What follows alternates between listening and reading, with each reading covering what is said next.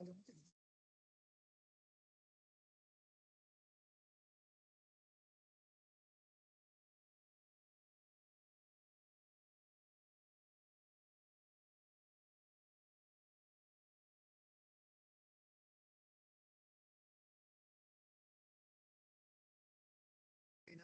பாத நமஸ்தனை ஆனை முகத்தனை இந்தின் இளம் பிறை போலும் எயிற்றனை நந்தி மகந்தனை ஞான கொழுந்தினை புந்தியில் வைத்து அடி போற்றுகின்றேனே. ஆதிமானவா நோக்கமாறுயிர் காக்க மாற்று பேராற்ற சான்றவா ஜோதிவானவா சூக்ஷமத்தெதிர் சூது வல்லிருள் சூனியங்கெட நேதி என்று பொய்த் தத்துவம் எலாம் நீக்கும் அவ்வுசா நெறியில் நின்றொளிர் நீதி வேங்கட நிகழ்த்துவாயு உந்தன் எந்த நெஞ்சினுள் உன் நிஜஸ்வரூபமே என்கை நிற்கலால் ஏனை வானவர்க்கெழுந்து கூம்பலாதென்னை ஆண்ட பின் முன் கையானை வாய் கண்ணலாவு நான் முகந்து கொண்ட நான் அறிய முத்திதான் அங்கை தன்னிலாம் அலகம் என்னலால் அரும் பெறற் பொருளானினைகிலே.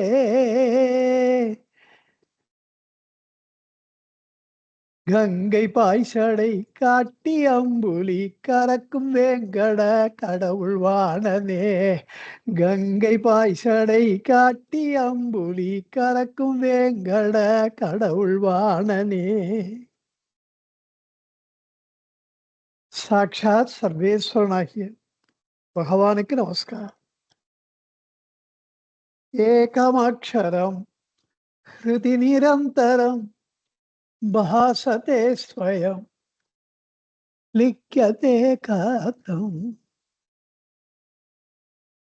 லோக மகாகுருவாக அருணை மலையிலே ஏற்றி வைத்த தீபமாக ஒரு கலங்கரை விளக்கமாக இந்த பூலக மாந்தருக்கு ஆத்ம ஞானத்தை அடைவது எப்படி என்ற வழியை காட்டியது மட்டுமன்றி பரவாழ்விற்கு மறுமை வாழ்விற்கு வழிகாட்டியதுமன்றி இம்மை வாழ்விலே இந்த இக வாழ்விலே எப்படி நம் வாழ்க்கையை நாம் அமைத்துக் கொண்டால் துக்கத்தை தவிர்க்கலாம் என்று மார்க்க தரிசியாக நமக்கெல்லாம் வழிகாட்டினாரோ வழிகாட்டி கொண்டு இருக்கின்றாரோ அந்த லோக மகாகுருவா பகவானுக்கு நமஸ்காரம். அவருடைய பாதார விந்தங்களிலே என்னுடைய ஹிருதயார விந்தத்தை என்றைக்கும் என்றென்றைக்கும் சமர்ப்பிக்கிறேன். உங்கள் அனைவரையும் இந்த ரமண சன்னதி முறை பாடத்திட்டத்தின் கீழ் 41வது வகுப்புக்கு அன்போடு வரவேற்கிறேன். இன்றைக்கு நாம் பார்க்க இருக்கின்ற பதிகம் இறைபணி நிற்றல். மேலும் தேவபாணியில ஒரு சில குறைந்தபட்சம் 2 பகுதிகளாவது பார்க்கலாம் என்று நினைக்கிறேன். இந்த இறைபணி நிற்றல் என்றால் நிறைய பேர் நிறைய குருமார்கள் பகவானுக்கு சேவை செய்வது பத்தி எல்லாம் நிறைய பேசி இருக்கிறார். அன்னதானம் பண்ணுங்க, அதுலேருந்து ஆரம்பிச்சு அவர்கள் எல்லோருமே ஞானிகள். வடலூர் வள்ளலார் சுவாமிகள் அன்னதானத்துக்கு பிரசித்தம், ஜீவகாருண்யத்துக்கு பிரசித்தம். இவர்களெல்லாம் ஸ்பெசிஃபிக்கா இப்படி பண்ணு அப்படி பண்ணு எல்லாம் சொல்லியிருக்கா. சத்ய சாய்பாபா வந்து ஒரு வாட்டி நான் அவர் பேசும்போது கேட்டேன், நல்லதையே நினைங்க, நம்பிக்கை துரோகம் பண்ணாதீங்க. உங்களிடத்துல ஒருத்தர் நம்பிக்கை வச்ச அதை நீங்க காப்பாற்ற வேண்டியது உங்க பொறுப்பு. நீங்கள் எந்த நாட்டிலே இருக்கின்றீர்களோ அந்த நாட்டினுடைய சட்டத்திட்டத்துக்கு உடன்படுங்கள், அதை மீறாதீர்கள். இப்படியெல்லாம் நீங்க நிறைய நல்ல உபதேசங்கள், வாழ்வியல் உபதேசங்கள் நிறைய சொன்னார்.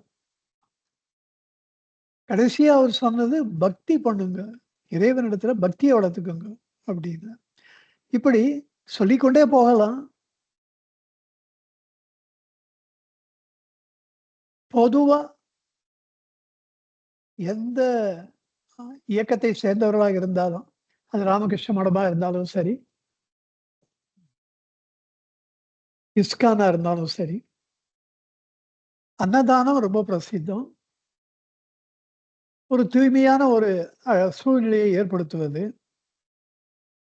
இப்படியெல்லாம் அந்தந்த குருமார்கள் எல்லாருமே பொதுவா சில விஷயங்கள கடைபிடிக்கிறார்கள். கொல்லாமை, கள்ளுண்ணாமை, திருக்குறள்ல வள்ளுவ பெருமான் என்ன சொல்லியிருக்கிறதோ, அதெல்லாம் அந்த மாரியான நல்ல அசைவ உணவை தவிர்த்தல், ஆம்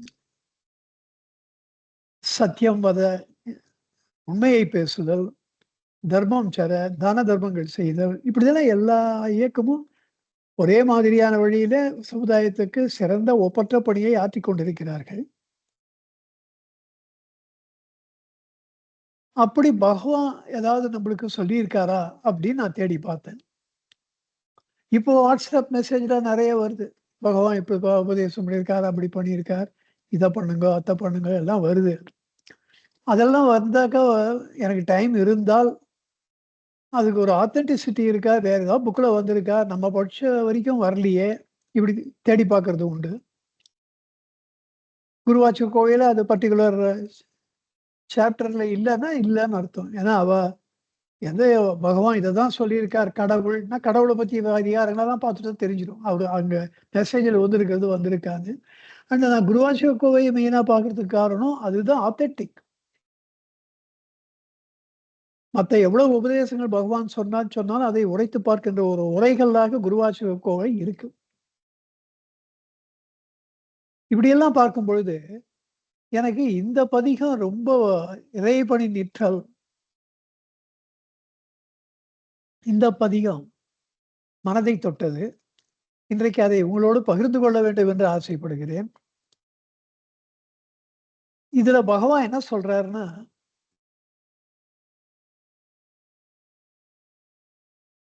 அருணாச்சலேஸ்வரருக்கு, இறைவனுக்கு நாம் செய்யக்கூடிய ஒரு உண்மையான பணி, ஆத்ம சுகத்தை அனுபவித்துக் கொண்டு அப்படியே இருப்பதுதான் என்கிறார். இது எவ்வளோ பேரால முடியும்? முருகனார் போன்றவர்களாலே முடியும். ஆனா, இந்த உபதேசத்துக்கு தாண்டி அதுக்கு கீழ பகவான் வந்தத நான் படிச்ச வரைக்கும் எதிலயுமே காணோம். எங்க பண்ணாலும் அவர் நான் யார் விசாரம் பண்ணு. ஆத்ம ஞானத்தை அடைவதற்கு முயற்சி செய். இதுதான் அவருடைய ஒன் அண்ட் ஒன்லி உபதேசமா இருந்தது. அதனுடைய ராமிஃபிகேஷன்ஸ் அதனுடைய ஒரு எலுசிடேஷன்ஸ் எல்லாம் பார்த்தா, முருகனார் 30,000 பாடல்கள்ல அத விளக்கி இருக்கார். அது எப்படியெல்லாம் அந்த நான் யார் என்ற தத்துவம் எல்லா தத்துவங்களிலும் ஊடுருவி பாய்கின்றது. அது மாரி ஊடுருவி பாய்தல் என்ற ஒரு அதிசயம் நிகழ்ந்திருக்கின்றது. இதெல்லாம் நம்ம ஆச்சரியத்தோடு நான் பார்த்தேன். இந்த ஒரு மகா அஸ்திரத்தை வைத்து எப்படி எல்லா தத்துவங்களையும் அந்த அஸ்திரத்துக்கு உள்ளே கொண்டு வந்தார்.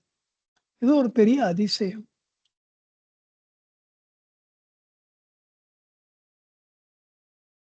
இங்கிலீஷ்ல சொன்னா சில பேருக்கு டக்குன்னு புரியும். "The greatest service you can do to God is your own self realisation." இதற்கு இதைவிட இதை இதைக் காட்டிலும் ஒரு உயர்ந்த பணி, இறைவனுக்கு செய்யக்கூடிய பணி எதுவுமே கிடையாது. இந்த பதிகத்தை படித்து பாட்டுக்கு பாடி சொல்றாரு அப்படி. இத படிச்ச உடனே எனக்கு தோணித்து, எந்த அளவு முருகன ஒரு ரமண பக்தராக வாழ்ந்திருக்கிறார். இந்த பகவானுடைய ஒரு பிரதிபிம்பமாக வாழ்ந்திருக்கிறார். Professor K S. சுவாமிநாதன் அவர்கள் சொல்லுவார். என்கிட்டயே சொல்லியிருக்கார். பகவான்ஸ் ஷேடோ முருகனார் அப்படின்னுவார். பகவானுடைய நிழல். அது எவ்வளோ பெரிய ஒரு காம்ப்ளிமெண்ட் ஒரு ஒரு பக்தனுக்கு. "அப்பா உன்ன பார்த்தா உங்க குருவ பார்க்குற மாரி இருக்கு. அது அப்படியே நீ பிரதிபலிக்கிற." அப்படின்னா எவ்வளோ பெரிய காம்ப்ளிமெண்ட். திருஞான சம்பந்தமூர்த்தியே ஞானத்தை அடைந்து சத்புத்திர மார்க்கத்திலே வாழ்ந்து இறைவனை அப்பா அப்பா என்று அந்நாளும் அனுதினமும் வழிபட்டு அப்பர் பெருமானை பார்க்கும்போது அப்பரே அப்பனேன்னு சொன்னா மரியாதை குறைவுன்ட்டு அப்பரே என்ற எவ்வளவு பெரிய காம்ப்ளிமெண்ட் நாவுக்கரசு சுவாமிகளுக்கு. அதுக்கு மிஞ்சி என்ன இருக்க முடியும்? அப்படி முருகனார் பகவானிலே ஒன்று கலந்தது மட்டுமல்ல, தன்னை பரிபூர்ணமாக அழித்துக் கொண்டது மட்டுமல்ல, அந்த பகவானுடைய தத்துவங்களையே நமக்கு அவர் கொடுத்திருக்கின்ற விதம் ஆச்சரியப்படும்படியாக இருக்கு. நம்ம எல்லாம் பிரமிப்புக்கு உள்ளாக்குகின்றோம். பகவான் இறைவனுக்கு செய்யக்கூடிய பணி எது என்றால் இதுதான். அது பகவானுடைய நான் யார் தத்துவத்துக்கு 100க்கு 100% ஒத்து போகின்றது.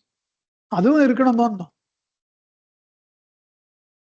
பகவான் கேட்கிறார், உன்னை நீ அறியாமல் பகவானுக்கு நீ எத்த கொடுக்க சரணாகதி பண்ண நான் சரணாகதி பண்றேன்றிய உன்னையே உனக்கு தெரியல. நீ என்ன நான் பகவானுக்கு சரணாகதி பண்றேன்.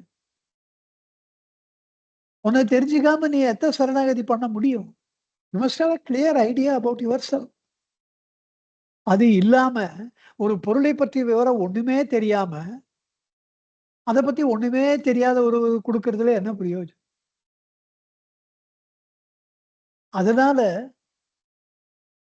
இப்ப ஆன்மீகத்துல பார்த்தா, நம்மள பத்தி நம்மளுக்கு ஒண்ணுமே தெரியல.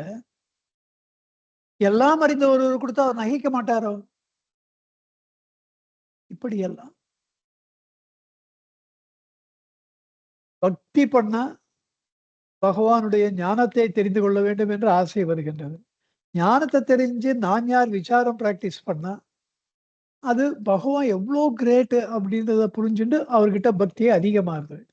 இப்படித்தான் பக்தியும் ஞானமும் ஒன்றை ஒன்று காம்ப்ளிமெண்ட் பண்ணி நம்மை ஆன்ம வஸ்துவுக்கு அருகே அல்லது ஆத்ம வஸ்துவுக்கு உள்ளே அழைத்து செல்கின்றன.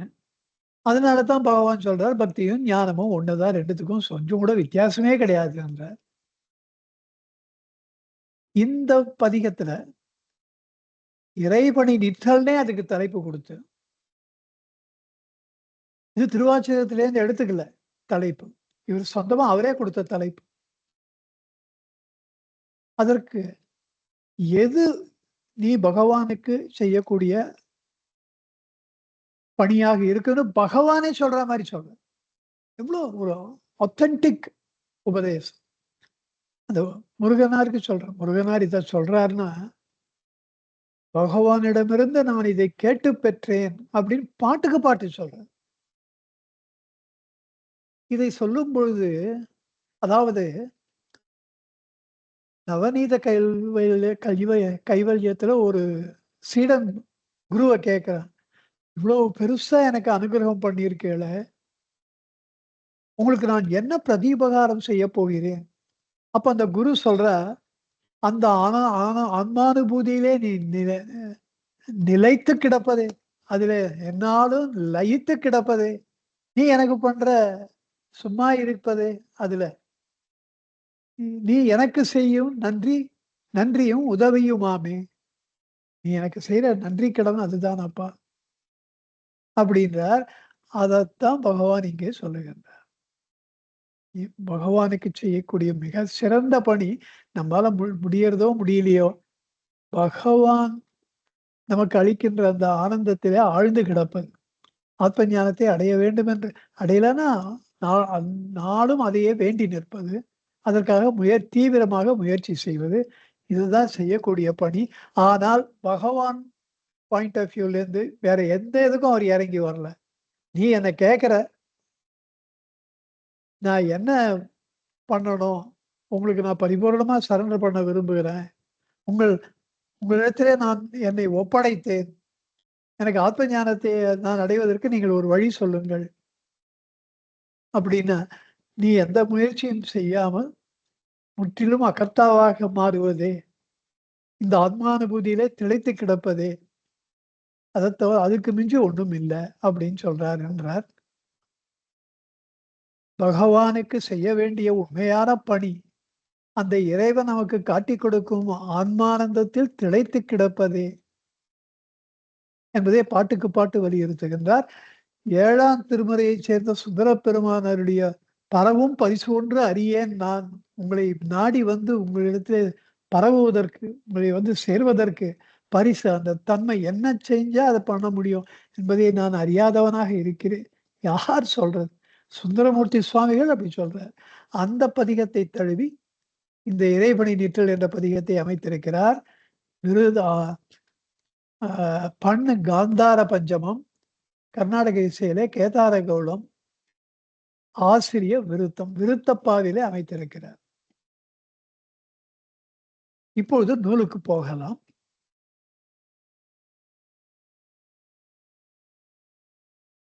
திருச்சிற்றம்பலம். முதல் பாடல். சென்ற சென்ற திசையெல்லாம் செல்வா உனது திருப்புகழ் கேட்டு உந்தனடிக்கே ஒப்படைத்தேன் உடலும் பொருளும் உயிரும் எல்லாம் குன்றம் மனைய குணக்கடலே குலவு நிலையென் கூரென்றே நின்ற நிலைக்கே நில்லென்றான் நீதரமண நெடியோனே. சென்ற சென்ற திசையெல்லாம் திசையெங்கும் திரும்பி பார்த்தால் பிரபு என்றாமனே. பாட்டு அடிக்கடி காதுல விடும். எப்படி பார்க்கிற திசை திசையெங்கும் எங்க பார்த்தாலும் உங்களுடைய திருப்புகழ் ஒலிப்பதை கேட்டேன். அப்படி கேட்டு உங்களுடைய திருவடிகளுக்கே என்னை முழுவதுமாக ஒப்படைத்தேன். என்னுடைய உடல், பொருள், ஆவி அத்தனையும் இவர் பாருங்க பகவான் சொல்லும்போது, "அண்ணாமலையாய் அடியேனை ஆண்டான்றே ஆவியுடல் கொண்டாய் எனக்கோர் குறையுண்டோ?" அங்க ஆவியும் பொருளை விட்டுடுறார் பகவான். என் உடலையும் ஆவியும் ஒப்படைத்தேன்ற. இங்க இவரு உடலும், பொருளும், உயிரும் அந்த பொருளையும் சேர்த்துக்கிறார். ஏன்னா முருகனாருக்கு சொத்து இருந்தது. அவருக்கு இருந்த அந்த ஒரே ஒரு வீடு, அத ரமணாசிரமத்துக்கு எழுதி வச்சுடுறாரு. ராமநாதபுரத்துல. அத இப்பதான் சாரி முருகனார் மந்திரம்னு இப்போ அது ஒரு உலகெங்கிலும் உள்ள ரமண பக்தர்களெல்லாம் சென்று அங்கே சென்று வழிபடுகின்ற ஒரு புண்ணிய ஸ்தலமாக இப்போது அந்த அவருடைய வீடு விளங்குகின்றது. அதனால பொருள்ன்ற உடலும் பொருளும் உயிரும் எல்லாம் குன்றம்மனைய குணக்கடலே. அருணாச்சலம் எப்படி வானலாங்கி ஓங்கி நிற்கின்ற ஒரு பெரும் குன்றாக இருக்கின்றதோ, அத்தனை அளவுக்கு ஒரு சர்வகுண சம்பன்னராக பிரகாசிப்பவரே, குணக்கடலே, குலவு நிலையன் கூரென்று. உன்னை குலவி இருப்பது, அந்த ஆத்மவஸ்துவாக மாறிவிடுவது. நிலை என், அது எப்படி, அது என்ன, என்ன செஞ்சா அது பண்ணலாம், கூறுங்கள் என்கிறேன் அப்படின்னு சொன்னா அவர்கிட்ட போய், நின்ற நிலைக்கே நில்லென்றான் நீதரமண நெடியோனே. நீத ரமண நெடியோன், நீ நின்ற நிலைக்கே நில். நீ ஏற்கனவே ஆத்மவஸ்துவாகத்தான் அப்பா இருக்கிறாய். All that you have to do is to remove this delusion that you are not. ஒரு வாட்டி முருகனார் பகவானுடைய உபதேசம்னு ஒரு வெண்ப கொண்டு போய் பகவான் கிட்ட கொடுக்கிறார். அதுல கங்கையில போய் ஒருத்தன் நின்று கொண்டு நம்ம சுத்தி இறைவனுடைய அனுகிரகம்ன்றது முழுக்க முழுக்க சேச்சுரேட்டடா இருக்கு. ஆனா நமக்கு ஆத்ம ஞானம் இல்லையே இல்லையே அப்படின்னு நம்ம கதறோம். இது ரொம்ப விசித்திரமா இல்லையா? கங்கையிலேயே இது எப்படி இருக்குன்னா, கங்கையிலேயே போய் நின்னுட்டு கழுத்தளவு நின்னுட்டு எனக்கு தாகமா இருக்குன்னு சொல்றதை போல இருக்கு அப்படின்னு ஒரு பாட்டு காமிச்சார். அப்ப பகவான் சொன்னாராம், இது கங்கையிலே போய் நின்னுண்டு தாகமா இருக்குன்னு சொல்ற விஷயம் இல்ல ஓய். இது கங்கைக்கே தாகம் எடுக்கிற விஷயம். கங்கைக்கு நம்ம கங்கைன்னு தெரியல. அதனால அதுக்கு தாகம் எடுக்குது. இது எவ்வளவு அழகா மாத்துறாரு பாருங்க பகவான் அந்த உவமைய. கங்கைக்கே நம்மளே கங்கையா தான் இருக்கோம். நம்மளுக்கு கங்கை நம்மளுக்கு தெரியல. அதனால தாகம் தாகம்னு ஆன்ம தாகம் எடுத்து அலைகிறோம். அப்படின்னு சொன்னாராம். அததான் இங்க முருகனாருக்கு சொல்ற, "நின்ற நிலைக்கே நில்" என்றான். உன்னுடைய உண்மையான நிலை என்னவா இருக்கோ, அதுவா நில்லு. அடுத்த பாடலிலே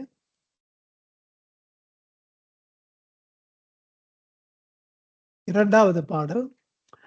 "இடந்தும் பரந்தும் எத்துணையும் இறையோர் இருவர்க்கு எய்தறியாய் நடந்து நடந்து பல்கதிக்கே நலிந்தேன் அந்தோ உயிர் ஞானம் கடந்த பொருளாம் கடலுக்கே கலக்கும் உபாயம் கழறென்றே கிடந்தபடிக்கே கிடவென்றான் கேட்சேமரமண கேவலனே." இடந்தும் அகழ்ந்து கொண்டு பூமியை தோண்டிட்டு போயும், பறந்தும் அன்னப்பறவையா பிரம்மா பறந்தும், மகாவிஷ்ணுவும் இடந்தும், எத்துணையும் எவ்வளோ பண்ணாலும், இறையோர் இருவர்க்கு எய்தறியாய். அந்த 2 அ பெரும் கடவுளர்கள் 2 பேருக்கும் அவளுக்கு மிஞ்சின தெய்வம் நீங்க தான். அவளுக்கு 33 கோடி தேவர்களும் அவளுக்கு சமமாக முடியாது. அப்பேற்பட்டவா வந்து உங்கள காண முடியாமல் அவ் உயர்ந்து நின்றீர்கள். எய்தறியாய். அவர்களுக்கே நீங்க கிடைக்கல. எனக்கு கிடைக்குமோன்னு ஆசைப்படுறது சரியா? நடந்து நடந்து பல்கதிக்கே. என் நிலைமை எப்படி இருக்குன்னா, இங்க போனா நல்லது வருமா?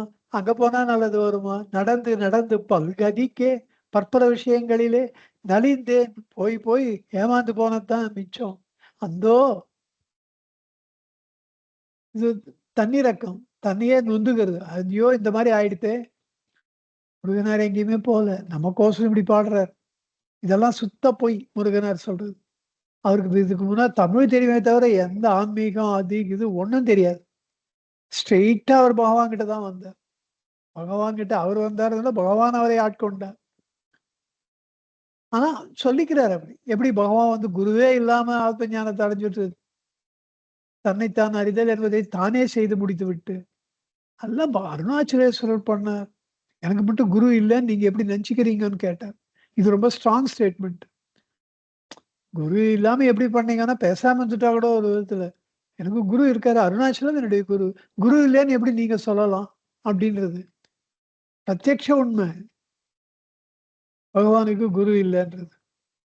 ஆனா அப்படி ஒத்துக்க மாட்டேன்னாரு. அப்படி முருகனாரும் அப்படித்தான். எங்கேயுமே போல. வேற எதுவும் தெரியவும் தெரியாது. பகவான் கிட்ட தான் வந்தாரு. பட் இப்படி சொல்லிக்கிறார். நடந்து நடந்து பல்கதிக்கே நலிந்தேன். நலிந்து போனேன். அந்தோ உயிர் ஞானம் கடந்த பொருளாங்கடலுக்கே. இந்த உயிர் ஞானம்னா அகந்தை ஞானம். உயிர்னா அகந்தை. ஜீவாத்மா ஜீவாத்மா. ஞானம் இந்த அகந்தை ஞானத்தை கடந்த பொருளாம் கடலுக்கே. இதுக்கெல்லாம் அப்பாற்பட்டு இருக்கின்ற உன்னுடைய திருவடிகளுக்கே கலக்கும் உபாயம் களர் என்றேன். இந்த சொல்றதுன்றது இவரு எப்ப எப்படிலாம் 10 விதமா சொல்றார். களறு, அறை, பகர் என்னென்னவோ சொல்றார் முருகன். அதெல்லாமே ஒரு அழகா இருக்கும். தமிழ் எவ்வளவு வளமையான மொழின்னு நம்மளுக்கு புரியும். கடந்த பொருளாம் கடலுக்கே கலக்கும் உபாயம் களர் என்றேன். எங்களுக்கு அத சொல்லிக் குடுங்க அப்படின்னு நான் கேட்டுண்டேன்.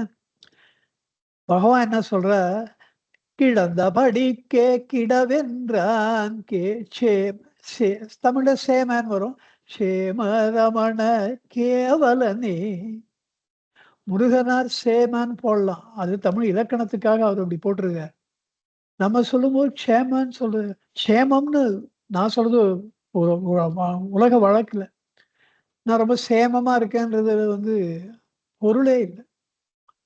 இப்படி கிடந்தபடிக்கே கிடவென்றான். அப்படி கிடந்தபடிக்கே பகவான் கிடந்தார். 10 வருஷத்துக்கு மேல. அருணாச்சலத்துக்கு வந்த புதுசுல சுய அவருக்கு தன்னுடைய ஞாபகமே இல்லாம இருந்தார். அததான் இங்க சொல்றார். கிடந்தபடிக்கே கிடவென்றான். இனி அடுத்த பாடம், இந்த பதிகமே ஒரு தமிழ் இன்பத்திற்கு ஒரு உதாரணம். எதுகை மாரி அப்படியே துள்ளிண்டு வரும். வரிக்கு வரி. வலுத்துப் போய வினையால் வகையாம் பிறப்பில் சென்று சென்றிங்கழுத்துப் போனேன் அம்மானே அடையும் நெறி என்றறைகின்றேன் சிலுத்தல் மூவத்தல் செய்யாயாய் சிந்தை ஒன்றி இறைவன் அருள் செலுத்தும் படிக்கே செல்கின்றான் சேமரமண சின்மயனே. வலுத்து போய வினையால், எவ்வளோ வினைகள் பண்ணி வச்சிருக்கு. வலுத்து போய் ஸ்ட்ராங்கா இருக்கு. பல்வகையாம் பிறப்பில் சென்று பற்பல பிறப்புகளிலே பிறந்து 84 லட்சம் யோனி, 84 லட்சம் பிறவிகள் இருக்கின்றார்.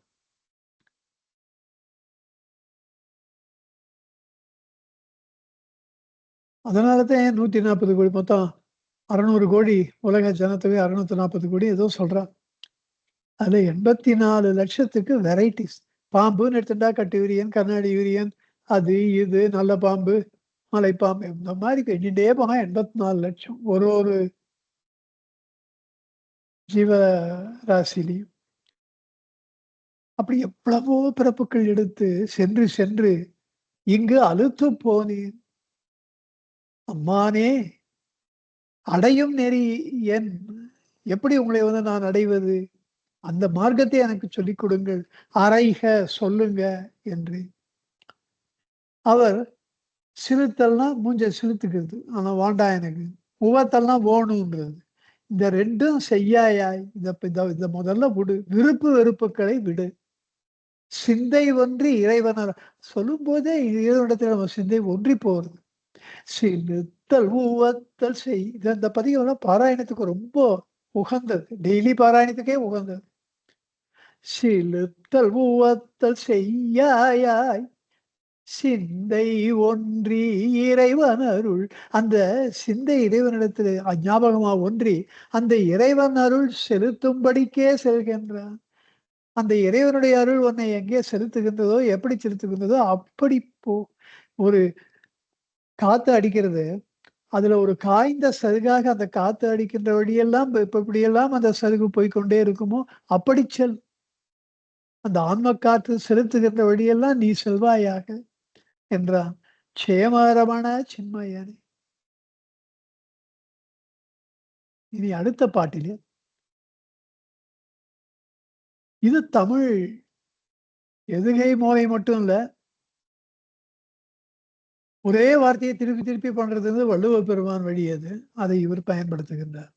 படத்தில் படரும் படம் போல படர்ந்தேன் அந்த படம் படரும் படத்திற்கொப்பா படர்ச்சியரும் பரிசேதெனக்கு பகர்கின்றேன் குடத்து தீபம் குலைவற்று உளவு மாற விரைவனருள் நடத்தும் படிக்கே நடக்கின்றான் ஞான ரமண நாயகனே. என்ன தமிழ், என்ன தமிழ். இதுலதான் எனக்கு மனசு அப்படியே பறிகொடுத்தல்னா, இந்த தமிழுக்கு மனதை நம்ம பறிகொடுக்காம இருக்கவே முடியாது. இப்படி எல்லாம் பாட்டு கிடைக்க. படத்தில் படரும் படம் போல, படம்னா திரை சீலை, சமஸ்கிருத வார்த்தை படம். படரும், அதிலே படர்கின்ற படம் போல சித்திரமாம் இப்பெல்லாம் இந்த உலக சித்திரம் எங்கே வரையப்படுகின்றதோ, ஆர்வடமும் சேரொளியும், ஆரொளியும் சேர்வடமும் பற்பானும், இப்படிதான் சொல்றாரு. அது திரை சீலை ஆத்மாவா இருக்கு, அது வரையப்படுகின்ற ஓவியம் பூமியா இருக்கு. உலக சித்திரம், சித்திரம் தான் வரையப்படுது. அப்படி படத்தில் படரும் படம் போல படர்ந்தேன். இந்த உலகாதி விஷயங்களிலே என்னை இழந்தேன். எப்படி ஒரு திரை துணியில ஒரு ஓவியம் வரையப்படுகின்றதோ, ஓவியம் வராப்புல நான் இந்த உலக காட்சியில ஒரு சித்திரமாக்கி போனேன். படர்ந்தேன். அந்த படம் படரும். படத்திற்கு ஒப்பா படர்ச்சியரும். பரிசேதெனக்கு பகர்கென்று. அ அந்த படம் படரும் படத்திற்கு. அந்த படம்னா தமிழ் படம், சித்திரம். படரும் எழுதப்படுகின்ற படம். அந்த ஸ்கிரீன்ல எழுதப்படுவதற்கு ஒப்பாக படர்ச்சியரும். அந்த சித்திரம் உயிரற்று இருக்கு. அதுக்கு நம்ம இதுல இருக்கோம் தெரியுமா? தெரியாது. அதுக்கு படர்ச்சி அந்த சித்திரம் அதிலே படரவில்லை. அந்த சித்திரத்தை யாரோ எழுதுகிறார்கள், வரைகிறார். இந்த சித்திரத்துக்கு அதுக்கும் சம்மந்தம் இல்ல. அப்படி படர்ச்சி அரும். ஒரு பேப்பர்ல சித்திரம் வரைஞ்சா, அந்த சித்திரத்துக்கும் பேப்பருக்கும் என்ன கனெக்ஷன்? ஒண்ணுமே இல்ல. நான் இந்த நல்ல வசதியான துணியில இருக்கேன். அப்படிலாம் தெரியுமா? அதெல்லாம் கிடையாது. அப்படி படர்ச்சி அரும். நானும் எப்படி இருக்கணும் இந்த உலகத்துல? இந்த உலகத்துக்கு ஒட்டாம வைராக்கியத்தோட அந்த படர்ச்சிய அரும்படியான ஒரு வாழ்க்கையை வாழணும். அப்படி படர்ச்சியரும், அந்த படத்திற்கு ஒப்பா படர்ச்சியரும் பரிசேது எனக்கு பகர்கின்றேன். அப்படி நான் கேட்டேன் பகவான்கிட்ட. இந்த வைராக்கியத்தை எப்படி நான் அடைவது என்று. அப்ப அவர் சொன்னார், "குடத்து தீபம் குலைவற்று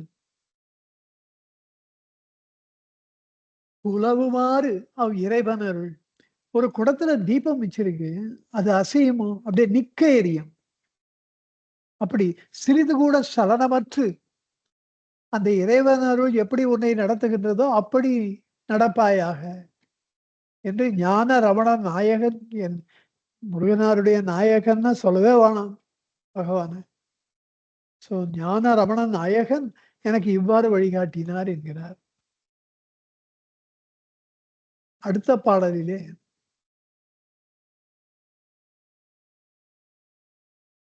5வது பாடல். மயக்கும் மாயத் வல்வினையை மாய செகுக்கும் வல்வினை மேல் பயக்கும் பரிசேதெங்கள் பரம் பரனே எனக்கு பகர்கின்றே நயக்கும் கயக்கும் நலிவின்றி நடுவே நின்ற விரைவனருள் இயக்கும் படிக்கே இயங்கென்றான் எந்தை ரமண இனியோனே.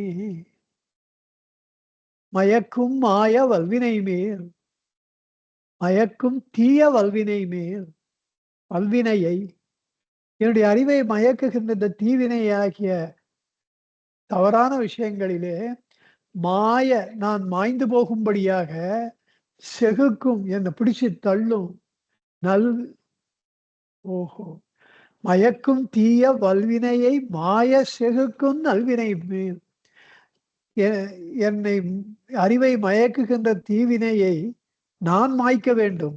அப்படி அதுக்கு ஒரு தீய வினை இருந்தா அதை மட்டும் துரத்தினா மறுபடியும் வேற ஒரு தீய வினை வரும்.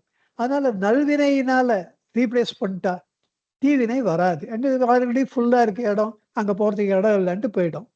அப்படி நல்வினை மேல் பயக்கும் பரிசேது. அந்த நல்வினை மேல என்னுடைய மனதை பயக்குகின்ற பழக்குகின்ற பரிசு தன்மை எது? நான் என்ன பண்ணா அப்படி ஆகும்? எங்கள் பரம்பரனே எனக்கு பகர்கின்றேன். எவ்வளவு வார்த்தை பாருங்க. அறைக, பகர்க, இயம்புக. நயக்கும் கயக்கும் நலிவின்றி நடுவே நின்ற விரைவனருள் இயக்கும் படிக்கே இயங்கென்றான் எந்தை ரமண இனியோனே. எங்களுக்கு இந்த நல்வினை மேல என் மனதை போக்கும்படியாக பழக்கும்படியாக நான் என்ன பண்றது சொல்லுங்கன்னு கேட்டேன். அப்போ நயக்கும் கயக்கும் நலிவின்றி, நயத்தல்னா விரும்புதல், கயத்தல்னா கசப்பு. இந்த 2யும் இல்லாமல் நலிவின்றி, இந்த 2 போயிட்டா உங்களுக்கு நலிவு போயிடும். நல்லா ஸ்ட்ராங் ஆயிடுவீங்க. நடுவே நின்று, நடு என்றால் நம்ம பார்த்தோம் உள்ளது 40ல ஹிருதயம், ஹிருத் பிளஸ் அயம். ஹிருத்னா நடு, அயம்னா இந்த நடு. ஆத்மாவுக்கு ஹிருதயம்னு பேரு. ஏன்னா அது நடுவா இருக்கு. அண்டாண்ட கோடி சராசரங்கள் அனைத்துக்கும் அதுதான் சென்டரா இருக்கு. அப்படின்னா என்ன அர்த்தம்னா, அது எனக்கும் அது எனக்குள்ள சென்டரா இருக்கு. உங்களுக்குள்ள சென்டரா இருக்கு. அப்படி ஒரு ஒரு ஜீவராசியிலயும் அது அந்தந்த ஜீவராசிகளுக்கு சென்டரா இருக்கு. அப்படித்தான் அது சென்டரா இருக்கிற விஷயம். அது ஏதோ ஒண்ணு ஒரே ஒரு இடத்துல சென்டரா இருக்கு.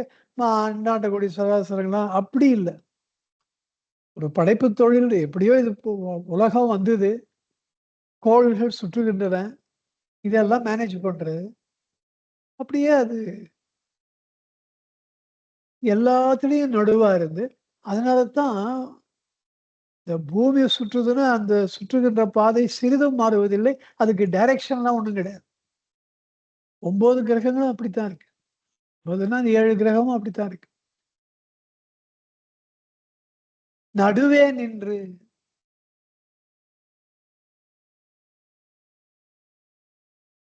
உன்னுடைய உள்ளத்திலே போய், உன்னுடைய உள்ளம் இதயமாகிறது உனக்கு நடு. அதனால தான் அதுக்கு இதயம்னு பேரு. ஹிருதயம்னு பேரு. நடுவே நின்று, உன் உள்ளத்திலே ஆழ்ந்து போய் அங்கே நின்று, அவன் இறைவன் அருள் இயக்கும்படிக்கே இயங்குகின்றான். அப்படி போய் அந்த இடத்த நீ ரீச் பண்ணிட்டா, அப்புறம் அனைத்தும் ஈசன் செயலாய் போய் முடியும். இயங்கும்படிக்கே இயங்குகின்றான். எந்தை ரமண இனியோனே என்கிறார்.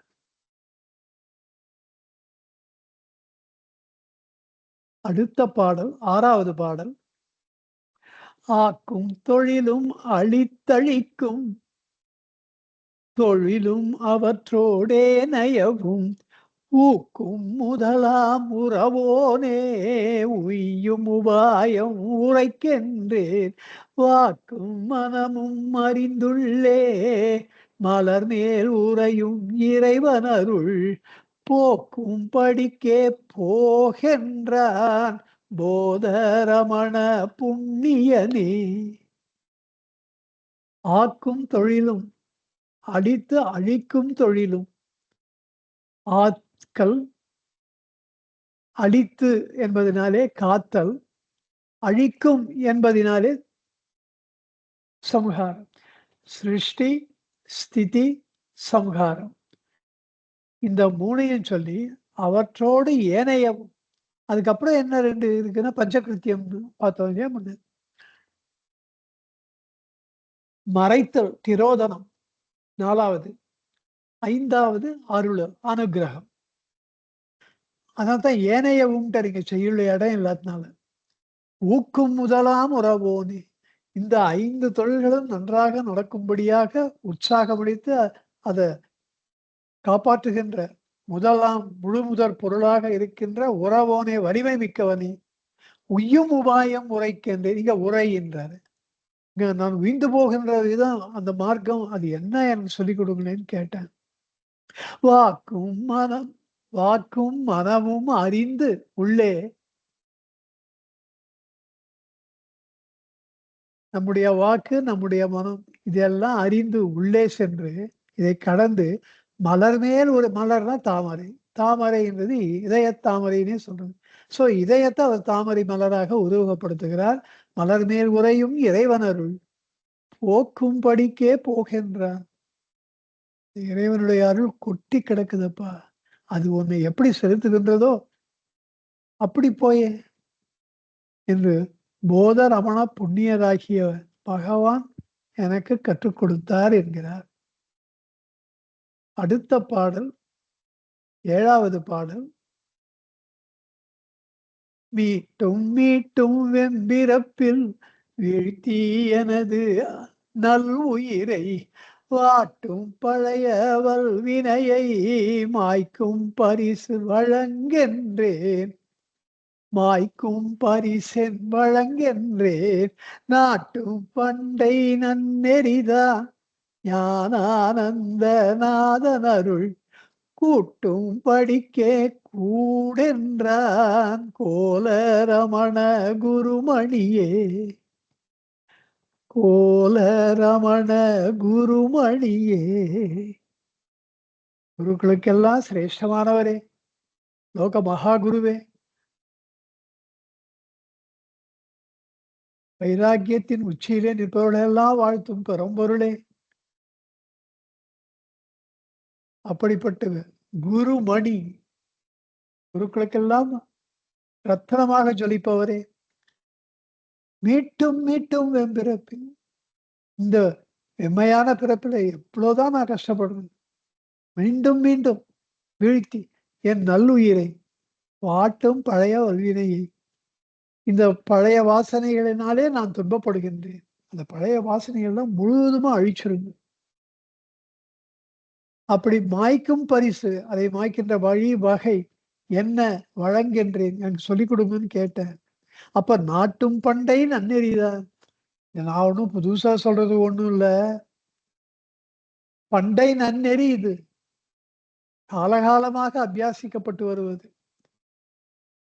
அந்த நன்னெறி தான் ஞானானந்த நாதனருள் கூட்டும்படிக்கே அந்த நன்னெறியை, அற ஒழுக்க நெறியை,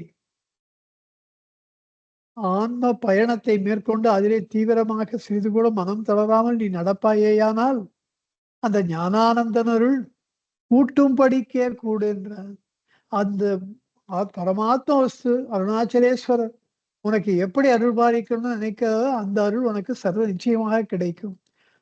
ஞானானந்த நாதன் அருள் கூட்டும்படிக்கே கூடு என்றான். அது எப்படி உண்மை கூட்டி வைக்கின்றதோ அதே போல நீ கூடுவாயாக. அதுவே ஆசீர்வாதம் தான்.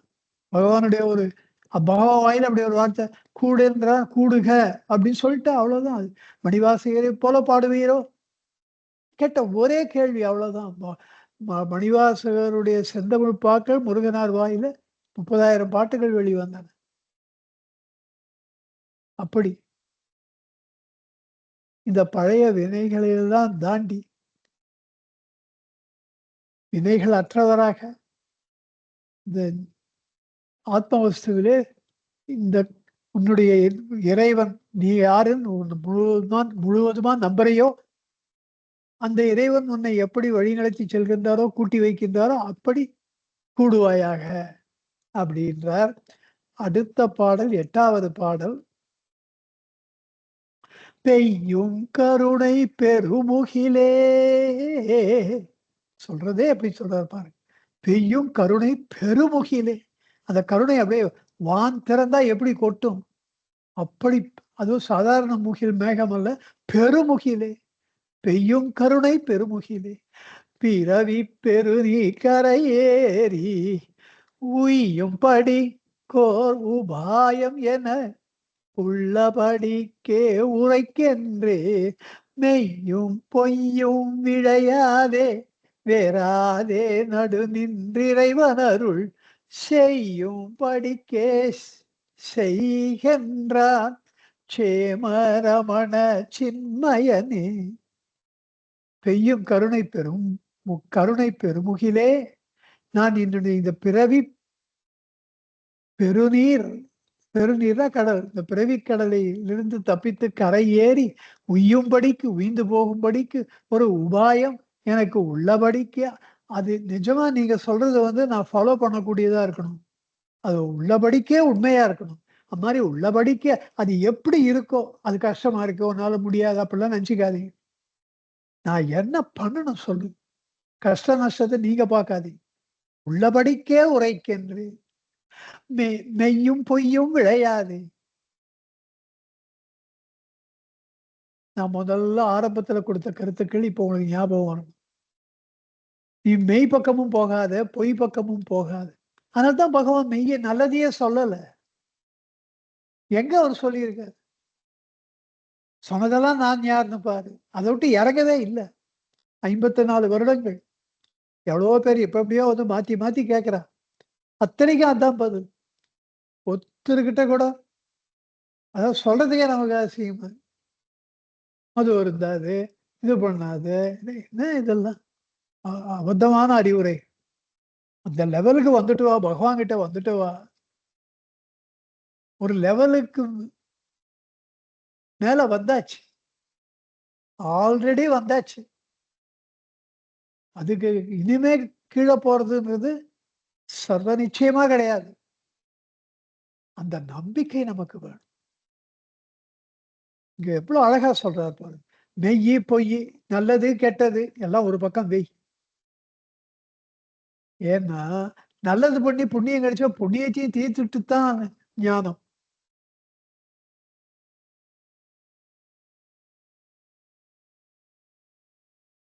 கெட்டத பண்ணி பாவத்த சேர்த்து அத தீர்த்தா தான்றது இருக்கட்டும். அதுக்கு ஈக்குவல் தான் இந்த புண்ணியம் பண்ணி அத தீர்க்காம வர முடியாது. அதனால தான் சொல்றேன். பொய்யும், மெய்யும் அதனால தான் இந்த காலத்துல மெசேஜ் எல்லாம் நெறைய மாறுபடுது. அவ இஷ்டப்படி எழுதிடுறா. நம்ம உண்மையான ரமண பக்தர்கள் இதெல்லாம் இந்த WhatsApp மெசேஜ் எல்லாம் நம்பக்கூடாது. பட் அதுக்கு கீழ கோட் வேற பண்ணிடுறா அவ. அத போய் நான் பார்த்தேன். அது அது பெரும்பாலான வார்த்தைகள் இருக்கு. சிலது இருக்க மாட்டேங்குது. இவ போடுறதெல்லாம் இருக்க மாட்டேன்றது. பட் நமக்கு எதுவுமே வேணாம். அப்போ சன்னதி முறை ஒண்ணு வச்சுட்டா போதும். ஒரு நான் யார் அருண்மொழி தொகுப்பு இருந்தா போதும். விசார சங்கிரகம் அந்த உபதேச மஞ்சரி இருந்தா போதும். அப்படி பகவான் உள்ளது 40 ஒண்ணே போதும். அக்ஷரமாலை ஒண்ணே போதும். இப்படி நெறைய நம்மளுக்கு குடுத்துட்டாரு பகவான். இனிமே இன்னொரு நூல போய் தேட வேண்டிய அவசியம் இல்ல. இன்னொன்னு நல்லது கெட்டது நாட வேண்டிய அவசியம் இல்ல. பட் இதெல்லாம் ரொம்ப எக்ஸ்ட்ரீம் பொசிஷன்ஸ். அதனால அந்த நிலைக்கு நம்ம போயிருக்கமான்றதும் ஒரு வாட்டி செக் பண்ணிக்கணும். மெய்யும் பொய்யும் விளையாதே, வெறாதே நடுநின்று இறைவனருள். வெறாதே இந்த மெய்யும் பொய்யும் விடுபட்ட நிலைய வெறுப்பு கொள்ளாதே. அது போர் அடிக்கிறது அப்படிலாம் நெனச்சுக்காத. வெறாதே, இறைவன் அருள் வெறாதே. அது ஏன் சொல்றாருன்னு எனக்கு ஆச்சரியமா இருந்தது. இந்த நாத்திகர்களுடைய வார்த்தைகள்லாம் கேட்கும்போது இவ்வளவு ஒரு வெறுப்பா? அதனால தான் வெறாதேன்ற வார்த்தை ஒரு வாயில வந்திருக்கு போல. என் ஃப்ரெண்டோட பொண்ணு பாவம். மாமியார் ஆத்துல போனா, இவ பாட்டு கத்துனா நன்னா பாடுவா, கச்சேரியும் பண்ணுவா. ரொம்ப நன்னாவும் பண்ணுவா. ஆத்மார்த்தமா பண்ணுவா. வாய்ஸும் நல்ல வாய்ஸ். மாமியார் ஆத்துல நீ பாட்டு கச்சேரிலாம் வராது நம்ம ஆத்து வழக்கம் இல்ல. எவ்வளோ கஷ்டமா இருக்கும். அந்த பொண்ணு எனக்கு சொல்றது பாவம். அருணாச்சலநாதம் ஸ்மராமி. எல்லாமே கடவுள் மேல தானே இருக்கு அங்கிள். அத கேட்டா யாருக்காவது வெறுப்பு வருமா? ரொம்ப நொந்து போய் சொன்னேன். இதுக்கெல்லாம் என்ன பண்ண முடியும்? நான் தான் சொன்னேன். பகவான் வந்து உன்ன சங்கீதத்திலேயே போனா அப்படி உன்ன இழந்துருவோமோன்னு நெனைக்கிறாரு போல இருக்கு. என்ன கூட அப்படிதாம்மா காப்பாத்தினார். எங்க பெரியப்பாவோட 7 வருஷம் போய் நான் கச்சேரி கேட்டு, கடைசியில என்னடா கச்சேரி அதுலேருந்து என்ன ரொம்ப கஷ்டப்பட்டு ஆனா அதுக்கு முன்னாடியே பகவான் என்ன அவர்கிட்ட வச்சிருந்ததுனால, அவருக்கு அவர் ஜாப் கொஞ்சம் ஈஸியா இருந்தது என்ன உடல. ஆனா உனக்கு அப்படி இல்ல. இப்ப பகவான் உன்ன பண்றான். நீ பகவான் வழிக்கு வாம்மா. அப்புறம் ஒரு 5 வருஷம் பொறுத்து ஷி வாஸ் ஃபீலிங் விர்ச்சுவலி பகவானுடைய பரம பக்தியாய், "நீ வாயேன் சத்சங்கத்துக்கெல்லாம் வாயேன்னா கூட வரமாட்டேன்." தன்னை வெளிப்படுத்திக்காம, இப்படியெல்லாம் ஒரு உயர்ந்த நிலைக்கு போறதுன்றது அவ்வளவு சாதாரண விஷயம் இல்ல. நான் அதான் சொன்னேன். அதத்தான் இங்க அவர் சொல்றாரு. அவ வந்து அந்த அந்த பொண்ணு வந்து புகுந்த வீட்ல போய் அவ மேல வெறுப்ப ஏற்படுத்திக்காம இருக்கணும் அப்படின்றத நான் ரொம்ப இன்சிஸ்ட் பண்ணி சொன்னேன். ஏதோ ஒரு காரணத்துக்கு பகவான் அப்படி பண்றாரு. நமக்கு தெரியாது. அப்படி வெறாதேன்றதுனால இவ்வளோ பழசெல்லாம் ஞாபகம். வெறாதேன்னா வெறுக்காதே. மெய்யும் பொய்யும் விழையாதே. வெறுக்கவும் வெறுக்காதே.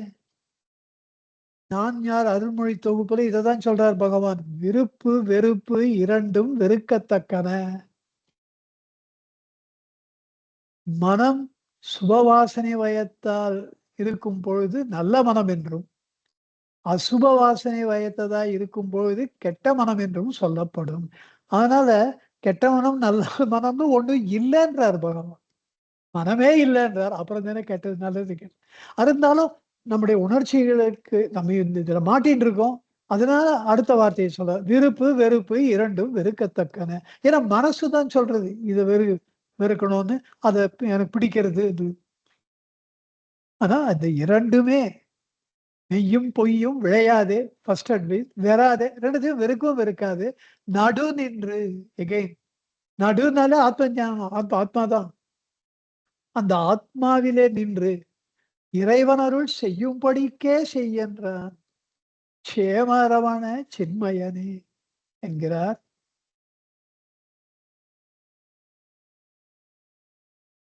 9வது பாடல்.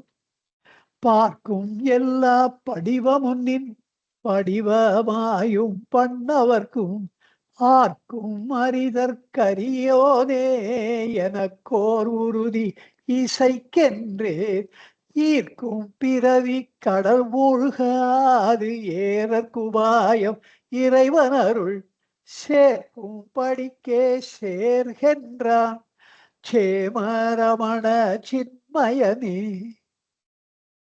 யூஸ்வலா இந்த சேமரமண சின்மயனேன்னு ஒரு வாட்டி போட்டார்னா அந்த பதியத்துல இன்னொரு வாட்டி அது போடுறது இல்லை அவரு. ஆனா இதுல ஒரு எக்ஸப்ஷன் பண்ணியிருக்காரு, அங்கங்க வருது இது. சேமரவண சின்மயனேன்னு போன பாட்டுலையும் பார்த்தோம், அதுக்கு முன்னாடியும் பார்த்தோம் 2வது பாட்டு சேமரவண சின்மயனே. அவருக்கு ரொம்ப பிடிச்ச வார்த்தையா இருக்கணும். சேமம், நமக்கு சேமத்தை கொடுப்பவர், அதாவது காப்பாற்றுபவர், பாதுகாப்பு கொடுப்பவர், சின்மயமானவர். அந்த சின்மயம்ன்ற வார்த்தையே ரொம்ப அழகான வார்த்தை. சைத்தன்ய வஸ்துவாக இருப்பது சின்மய வஸ்து. சின்மயம், சின்மயம் உணர்வா அந்த சித்திலேருந்து வந்ததுதான் சின்மயம், சைதன்யமயம்னு சொல்றது. அப்படி அந்த பார்க்கும் படிவம், பார்க்கும் எல்லா படிவமும் நீ. நாம ரூபங்கள், படிவம்னா ரூபம், நாமத்தை நம்ம தருவிச்சுக்கணும். நின் படிவமாயும் எல்லாமே உங்களுடைய சொரூபம் தான். உன்னை கண்டு எல்லாமும் உன்னுருவாய் தான். நின் படிவமாயும் பண்ணவர்க்கும். பண் என்பதுல அதி அற்புதமாக ஒரு சங்கீதத்துல பொதுவா ரொம்ப விற்பனர்களாக இருப்பவர்கள் தியாக பிரம்மம் மாதிரி ஆத்மாவை அடைந்து விடுவார்கள். சியாமா சாஸ்திரிகள் மாதிரி, தீட்சிதர்வாள் மாதிரி, அவர்களெல்லாம் சங்கீதத்தினால பண்ணினால அப்படிப்பட்ட எவ்வளவோ அந்த 3 பேரை விட்டுருங்க, மற்ற எவ்வளவோ சங்கீத வித்வான்கள்லாம் இருக்கா. அவன் எல்லாருக்கும் ஆத்ம ஞானம் வருதான்னு அவ்வளவு ஈஸி இல்லை. பண்ணவர்க்கும் ஆர்க்கும் அறிதற்கு அறியோனே. நீ பார்க்கும் படிவம் எல்லாமோ நின் படிவமாக உன்னுடைய சொருபமாக எங்கும் நிறைந்திருக்கிறாய், ஆனா தெரிய மாட்டேன்ற. அதுவும் சாதாரண மனிதர்களுக்கு சகலகலா விற்பனர்களுக்கெல்லாம் கூட நீங்க தெரிய மாட்டேன்றீங்க. அறிதற்கு அறியோனே எனக்கோர் உறுதி இசைக்கென்று. நான் பார்த்து உயிர்ந்து பொழைச்சு போறேன், என் மேல கொஞ்சம் கருணை காட்டி எனக்கு சொல்லி கொடுங்க. அப்போ பகவான் சொல்ற ஈர்க்கும் பிறவி கடல் முழுக. அந்த கடல் பிறவி, சம்சார பிறவி கடல் எப்படி இருக்குன்னா உன்னை அது ஈர்க்கின்றது, உன்னை விடமாட்டேன்றது. நான் போறப்பா வெளியில இந்த கரை ஏறி போறேன்னு அவ்வளோ ஈஸியா அது விடமாட்டேன்றது, இழுக்கிறது உன்னை பிடிச்சி. அதுல மூழ்கி போகாது ஏறற்கு ஏறி போவதற்கு உபாயம் இறைவனருள் சேர்க்கும் படிக்கே சேர்க்கின்றான். அந்த இறைவன் அருளையே முழுவதுமாக நம்பி அது எப்படி உன்னை வழி நடத்துகின்றதோ அது மாதிரி போ. அதாவது கொஞ்சம் வைராக்கியத்தை மனசுல சேர்த்துக்கணும்ன்ற. நீ அந்த பிறவி கடல் ஈர்ப்பதை விடு, அதையே நினைச்சுட்டு இருக்காத. இங்க இறைவன் உன்னை ஈர்க்கிறார், அந்த இறைவனுடைய அருளை பாரு. உன்னுடைய அருள் நிச்சயமா இருக்கு, இறைவன் அருள் இல்லைன்னு நினைச்சிக்காத, பரிபூர்ணமா இருக்கு. அதை நினைச்சுட்டு நீ எப்படியாவது கரையேறுவதற்கு முயற்சி செய், இதுதான் வழி என்கிறார். 10வது பாடல்.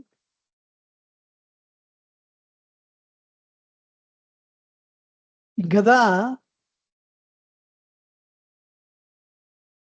வருந்தி மலர்தாள் வழிபட்ட வாத ஊரர் கரமுரைப்பார் குறுந்த மரத்தின் குளிர் நீழல் குலவியிருந்த குருமணியே பொருந்த விளங்கும் ஆத்மானு பூதி எனக்கு புகழ்கின்றேன் இருந்தபடிக்கே இருவென்றான் இருந்தபடிக்கே இருவென்றான் எந்த இரமண இறையோனே இருந்தபடிக்கே இருவென்றான் எந்த இரமண இறையோனே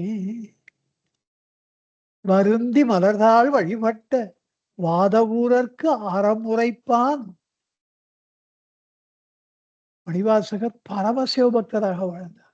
அததான் சொல்றாரு, வருந்தி மலர்தாள் வழிபட்ட வாத ஊரர்க்கு அறமுறைப்பான். முன்னே பார்த்திருக்கோம், இந்த பானீட்டு வினையச்சம் பார்த்திருக்கோம். வான் பான் பாக்கு, இதுல பாக்கு ரொம்ப யூஸ் பண்றது இல்லை. பாக்கீட்டு வினையச்சம் இப்ப ரொம்ப இல்லை. ஆனா பானீட்டு வினையச்சமும் வானீட்டு வினையச்சமும் நிறைய உபயோகப்படுத்தி இருக்கிறார்கள். வந்திருக்கு இலக்கியத்துல நிறைய பண்றது இது ரெண்டு தான். இது அறமுறைப்பான் அப்படின்னா அறம் உரைப்பதற்காக வாத ஊரருக்கு ஆட்கொள்ள வேண்டும், அவருக்கு அறிவுரை சொல்லணும், அவருக்கு பாத தீட்சை கொடுக்கணும். இதுக்காக அறம் உரைப்பான். குருந்த மரத்தின் குளிர் நீழல், அந்த குருந்த மரத்தின் அடியில, அது பெரிய மரம், நல்ல குழு குழு நல்லா இருக்கும், நல்ல சௌக்கியமா வந்து உக்காந்துட்டு அந்த நிழல்ல குலவி இருந்த குருமணியே. இந்த குலவி இருந்த குருமணியேன்றது ரொம்ப ரொம்ப பிடிச்சிருக்குமா எனக்கு. கனகம்மா கிட்ட பேசும்போது சொன்ன, குலவி இருந்த குருமணியே, அது திருப்பி திருப்பி மைண்ட்ல வந்துட்டே இருக்கு. வார்த்தையில வந்துட்டே இருக்கு. வருந்தி மலர்தாள் வழிபட்ட வாத ஊரர் கரமுறைப்பான் குருந்த மரத்தின் குளிர்நீழல் குலவி இருந்த குருமணியே. இது என்னமா தமிழ் என்ன? அவர் ஏன் அந்த குருந்த மரத்தின் குளிர் நீழல் குலவி இருந்த குருமணியேன்னு அவ்வளோ அன்பா ஆசையா அவருக்கு கொஞ்ச மாதிரி சொல்றாருமா. இல்ல, முருகனாரே நானும் எனக்கும் அப்படிதான் தோணிது. முருகனாரை கேட்டேன். அவர் சொல்றார், பகவான் கிட்ட போய் வாத ஊரர் அந்த குதிரை வாங்க போகும்போது இவர் அடியார் குழாம் இவரை சுத்தி இருக்கு, அவ சிவபஜனை பண்றா. அதை கேட்டுட்டு அவர் உள்ள வரார், அந்த கூட்டத்தை இது பண்ணிட்டு வரார். அது அப்படி அது 200 பேர் இருந்தாலும் 300 பேர் இருந்தாலும் வழி பண்ணிட்டு வராருன்னு தெரிஞ்சுக்கணும். அப்படி வந்து அவரே ஆட்கொள்ளுகிறார். அப்புறம் அங்க விட்டு அந்த இடத்த விட்டு அவர் போல அந்த அரிவர்த்தன பாண்டியன் சேவர்களை அமிச்சு என்னாச்சு குதிரை அப்படின்னும் போது இவர் இறைவனிடத்துல முறையிட்டு அவர் ஆனி மூளை தண்ணிக்கு வரும்னு போய் சொல்லு அப்படின்னு சொல்லி அப்பதான் வந்து ராஜாவை பார்க்க. அது வரைக்கும் அங்கேயே தான் இருந்துடுற. அப்படி இருந்தாரே, அதுக்கு முன்னாடி ஒரு வாரம் முன்னாடியே வந்துட்டாரோ, எப்போ வந்தாருன்னு ஒரு தெரியலையே அப்படின்னு சொல்லி கேட்டாராம். அதுக்கு பகவான் சொன்னாராம், 1 வருஷம் முன்னாடி வந்தாருன்னு சொன்னான். அப்படியா பகவானே, ஆச்சரியமா இருக்கே. ஆமாம், ஏன்னா அது ஏதோ ஒரு சித்தி மாதிரி திடீர்னு வந்து உக்காண்டா அது சரிபட்டு வராது அப்படின்ட்டு யாருடைய கவனத்தையும் இருக்கக்கூடாதுன்னு சைலண்டா வந்து அங்க உக்காண்டார். ஊர் மக்கள் இங்க சுவாமிஜி உக்காண்டிருக்கார். இப்ப அப்புறம் அது எல்லாம் அவர் எல்லாருக்கும் பஜன்ஸ் எல்லாம் கத்துக் கொடுக்குறார். எல்லாம் கத்துட்டு எல்லாம் பாடுறா. இவர் தான் சிவபெருமான்னு அங்க நிறைய பேருக்கு தெரியாது. மணிவாசகருக்கு தெரிஞ்சது. இவரை ஆட்கொள்வதற்கோசரம் இப்படி ஏதோ மாபெரும் சித்தி பண்ற மாதிரி இருக்கக்கூடாதுன்னுட்டு தள்ளெழுத்தா அவருக்கு வந்து உக்காந்து அன்னைக்கு உடனே ஓடி வந்து எல்லாரும் சாப்பாடா போட்டிருப்பார். போய் பிச்சை எடுத்திருப்பார். பிக்ஷாண்டி தானே இப்படியெல்லாம் இருந்திருக்கார் அப்படின்னு பகவான் வந்து இப்படி என்னைக்கோ நடந்ததை நம்மளுக்கு மீட்டு கொடுக்க எப்படி நடந்ததுன்றது அவரே தானே ஈஸ்வரன். அதனால அவரால் சொல்ல முடியாது அப்படின்னு சொல்லி கணக்கம்மா ரொம்ப நெகிழ்ந்து போய் சொன்னா. இது தெரியுமா ஸ்ரீ? அதனாலதான் உங்களுக்கு ஒரு வேளை அந்த வரி திருப்பி திருப்பி அதே வந்துட்டு இருக்கோம் என்னமோ. முருகனாருக்கும் ரொம்ப பிடிச்ச வரி அது. அதனாலதான் தான் எனக்கு தோணித்து, சம் கரண்ட் சம் டெலிபதி காத்துல இருக்கு. If you tune yourself to that way of thinking, அது அதுக்கு உடல் வேணாம், எதுவும் வேண்டாம். அது ஏதோ கத்துக் கொடுக்குறது. எப்படியோ ஏதோ ஒரு விதத்துல அது அந்த எண்ணத்துல நமக்கு என்ன தேவையோ அதை குடுக்கறது. அதுக்குன்னு ஏதோ கனவுல வந்தாரு, சுந்தரமூர்த்தி சுவாமி சொன்ன மாரி, சங்கிலி நாச்சியாருக்கு சொன்ன மாரின்னு நான் சொல்லல. அவ்வளோ பக்தி இருந்துட்டா அப்புறம் என்ன இருக்கு? ஆனா even today Bhagavan sends me some signals which you can not neglect. அது இன்னைக்கும் நிகழ்ந்துன்னு தான் இருக்கு. உங்களுக்கும் நிகழ்ந்துன்னு தான் இருக்கு. இ செண்டிங் யூ த சிக்னல்ஸ். அத நம்ம புரிஞ்சுக்காம இருக்கிறது தான் அதிகமா இருக்கு. அதுக்கு தான் when you should get tune to that. இந்த குலவி இருந்தன்னு அந்த தமிழ் என்போம் ரொம்ப அதிகமா.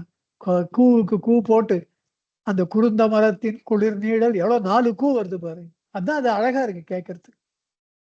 குருந்த மரத்தின் குளிர் நீழல், நிழல் சொல்ல நீழல் அப்படி நீண்ட நிழல்.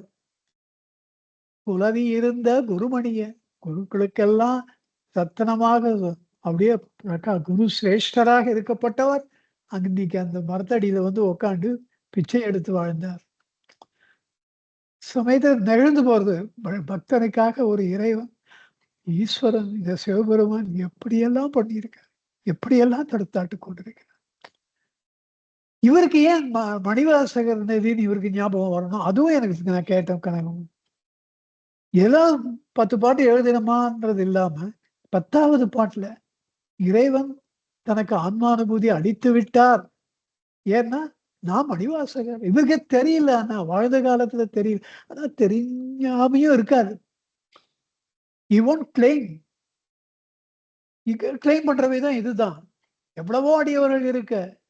மணிவாசகரை ஏன் இவர் இழுக்கணும்? இவரு அங்கங்க பண்ணியிருக்கார். மணிவாசகரை மட்டும். ரமண புராணத்துல மணிவாசகர் சரித்திரத்தை ஃபுல்லா 50, 60 வரி அததான் பாடுறார். தன்னை சொல்லிக்கல பகவான வாழ்க்கை வரலாற்றை பாடல. மணிவாசகரை பாடுகிறார். அது தன்னுடைய வாழ்க்கை வரலாக இருப்பான். அதான் அது பீரிட்டு கொண்டு அவருக்கு வருது. மணிவாசகருடைய ஞாபகம் தான் இதெல்லாம். இல்லைன்னா வாத ஊர் மணி வாசகன் என் வாக்கிருந்து ஓதலால் ஓதினேன்னு சொல்வாரா? ஒரு தகவும் இல்லாதே எனக்கு என்ன தகுதி இருக்கு? மணிவாசகர் என் வாக்குல வந்துட்டார். அப்படி ஏன் வருது அவருக்கு தோன்றது எண்ணம்? அது மாதிரி இந்த பாடல் அந்த ஒரு மாபெரும் சிறப்பு பெற்ற பாடல். மணிவாசகர் தான் இவர் என்று நமக்கு காண்பித்துக் கொடுக்கின்ற பாடல். அவர் போய் பகவான் கிட்ட கேட்டு அவர் எப்படி அதை நடைமுறைப்படுத்தினார் ஈஸ்வரன் இவருக்கு மணிவாசகருக்கு அருள் பாலிக்கிறத அப்படின்னு சொல்லுகின்ற பாடல். குலவி இருந்தார். குலவுதல்ன்றது ஒரு நாள் 2 நாள் இல்லை, பல காலம், பல மாதங்கள். குலவி இருந்த குழந்தைய குலவினான் அப்படின்னா தொடர் கதை அது. ஏதோ ஒரு விட்டு போற, ஏதோ ஒரு வாட்டி கொஞ்சிட்டு போறது இல்லை. ஒரு வாட்டி கொஞ்சிதான், ஒரு வாட்டி ஏதோ ஒரு நண்பர் வீட்டுக்கு போறோம், சின்ன குழந்தை அழகா இருக்கு எடுத்து கொஞ்சம் வரோம், அது வேற. உழவுதல்னா தொடர்ந்து செய்தல். அப்ப தொடர்ந்து செய்யறதுக்கு அவர் எவ்வளவு நாள் அங்க இருந்திருக்கணும் இவரை பிடிச்சி இழுக்கிறதுக்கு. இழுத்தப்புறம் விடவே இல்லை. அப்படியும் குலவி இருந்த குருமணியே, குலவி இருந்த குருமணியாக ஈஸ்வரர் இருந்திருக்கிறார். அப்படிப்பட்டவரை அதான் பகவான்னு பாடுறார் இவன். ரமணேஸ்வரே அந்த சிவனேஸ்வரன்னு பாடுறார். சர்வேஸ்வரனாகிய சிவபெருமான் பகவான்னு சொல்றார். பொருந்த விளங்கும் ஆன்மானுபூதி எனக்கு புகழ்கின்றேன். என்னுடைய எனக்கு உண்மையா பொருந்துவது ஆன்மானுபூதி தான். அதை நீங்க கொடுக்கலாமா வேண்டாமா? எனக்கு பொருந்தாத விஷயத்தை எனக்கு கொடுத்து என்ன பிரயோஜனம்? என்னை காப்பாத்துங்கன்ற. பொருந்த விளங்கும்ன்ற வார்த்தை அவ்வளவு தூய்மையான வார்த்தை. அவருடைய இதய தாபத்தை வெளியே கொண்டு வரு. நமக்கு அந்த தாபத்தை நம் உள்ளத்திலே தூண்டுகின்றது. பொருந்த விளங்கும் ஆன்மானுபூதி எனக்கு புகழ்கின்றேன். எனக்கு சொல்லுங்க, அது எப்படி அடையிறது? இருந்தபடிக்கே இருவென்றான் எந்தை ரமண இறையோனி. அங்க எந்தை எந்தை என்னுடைய தந்தை எவ்வளவு ஆசையா சொல்றாரு பாரு. அங்கெல்லாம் ஏதோ க்ஷேம ரமண சின்மயனே ஞான நமத நாயகனே ரமண நெடியோனே ஞான ரமண நெடியோனே. இந்த பாட்டுல மட்டும் எந்தை எங்க அப்பா சொன்னாரு. இப்படி சொல்லாரு, இப்படி இருந்தபடிக்கே இருந்த என்ன அதுல ஒரு உத்வேகம். அப்படி என்றா எந்தை ரமண பகவானாகிய இறையோனி என்னுடைய கண்கண்ட தெய்வம் என்று சொல்லி உள்ளம் உருகி தன்னை மறந்து இந்த பகவானோடு எப்படியெல்லாம் இவரை அருள்பாலித்தார். அதாவது இவர் ஆத்மவஸ்துவாக ஆக்கினார். எனக்கு சொல்லுங்க, சொல்லுங்க அப்படின்னு சொல்லி ஆத்மவஸ்து எப்படிப்பட்டது என்பதை நம்மளுக்கு விவரிக்கின்றார் என்றால், அந்த அனுபவம் இல்லாமையா விவரிக்க முடியும்?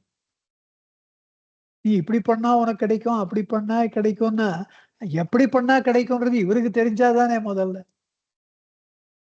அப்படி இந்த பதிகம் மிகச் சிறப்பு பெற்றது. மிகச் சிறப்பு வாய்ந்தது. நீங்க இந்த பதிகத்தை நான் ஒரு பதிகத்தையும் அப்படிதான் சொல்லிட்டு இருக்கனோ என்னமோ!